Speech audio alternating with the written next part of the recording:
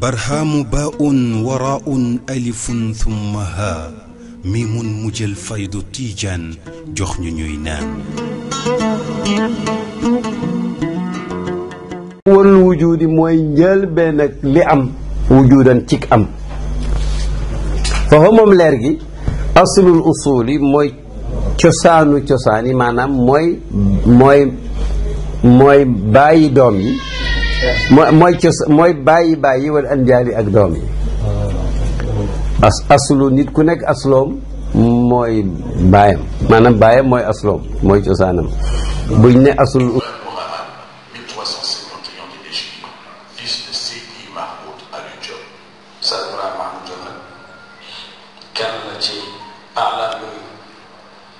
nga xam ne yàlla may na ko mu juddu ci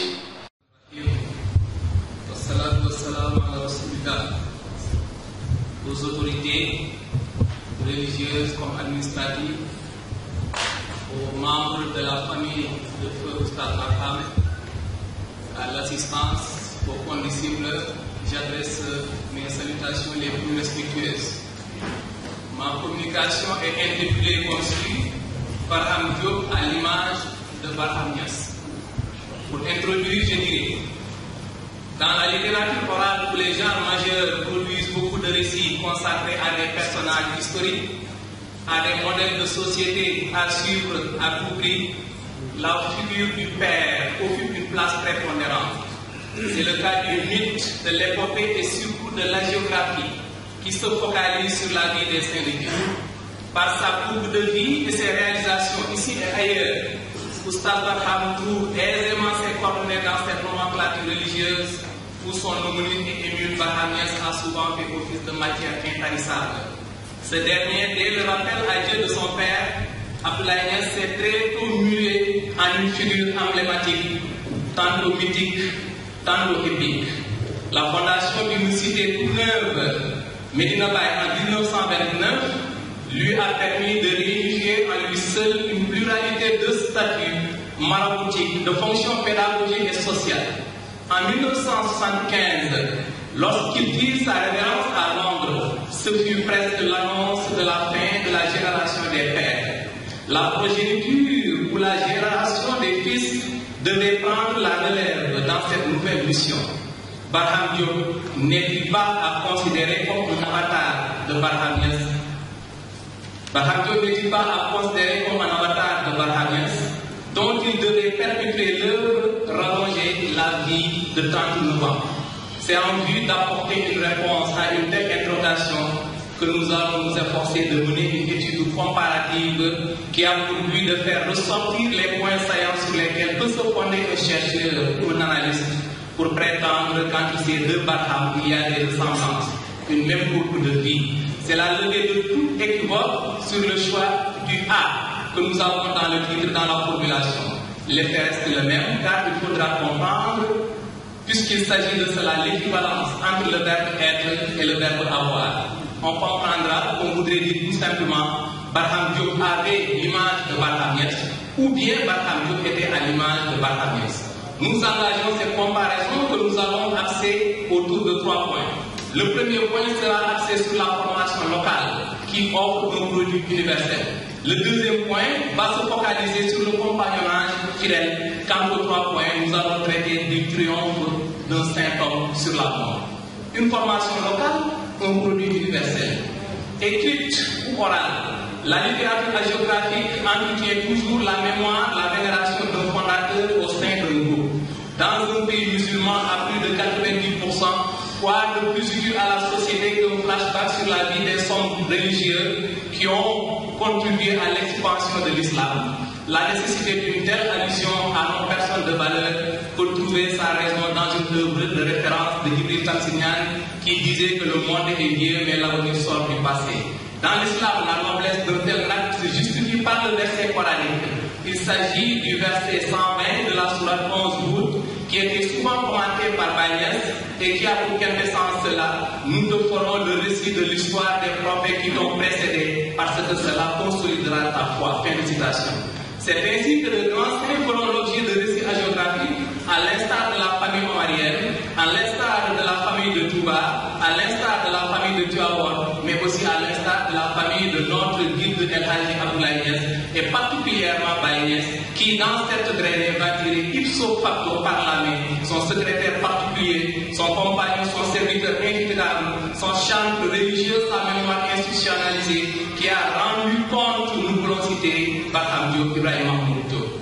Des rencontres du genre qui invitent à revenir sur la vie de l'œuvre d'une personnalité de très haute facture de la trempe de Gustave Barham, c'est certes un acte de reconnaissance, mais aussi et surtout au moins d'éviter l'auditoire à imiter un modèle parfait, un érudit qui fait office d'unité de mesure, une balance, parce qu'il a le savoir-faire et le savoir-être. Si Barham Niass est considéré comme un saint de Dieu, dans une étude qui se veut scientifique, il serait logique de voir en quoi il vérifie les caractéristiques des rapports au schéma de vie tracé ou les méthodes d'analyse proposées par des théoriciens en la matière.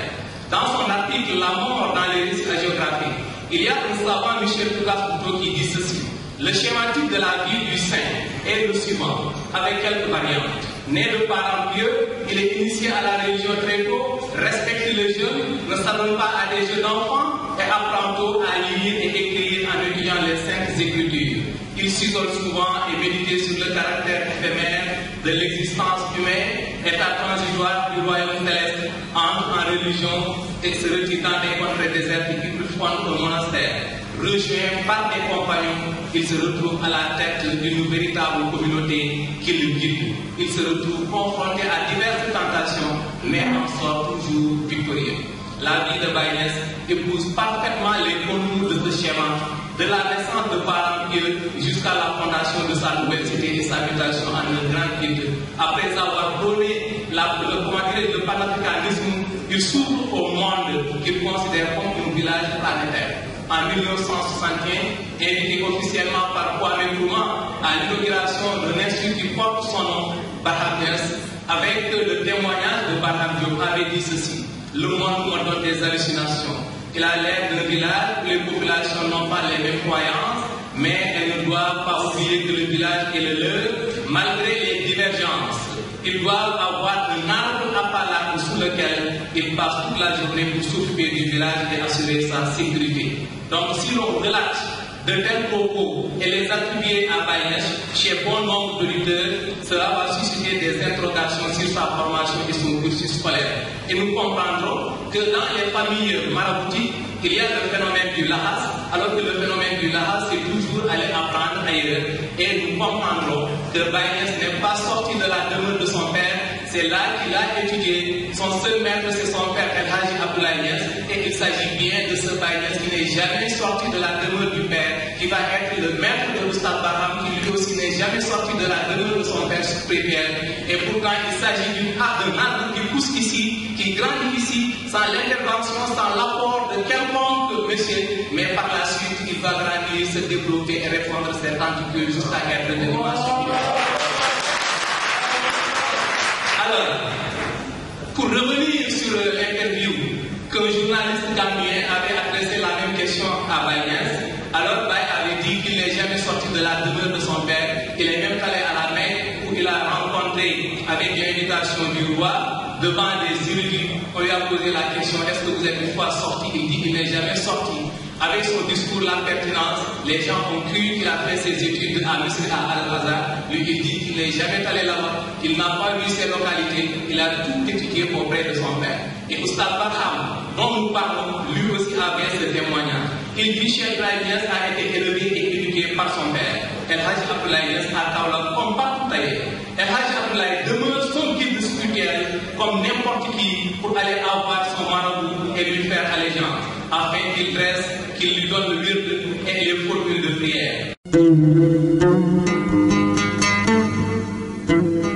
برهام باء وراء ألف ثم ها ميم مجل فيض تيجان جخن نينان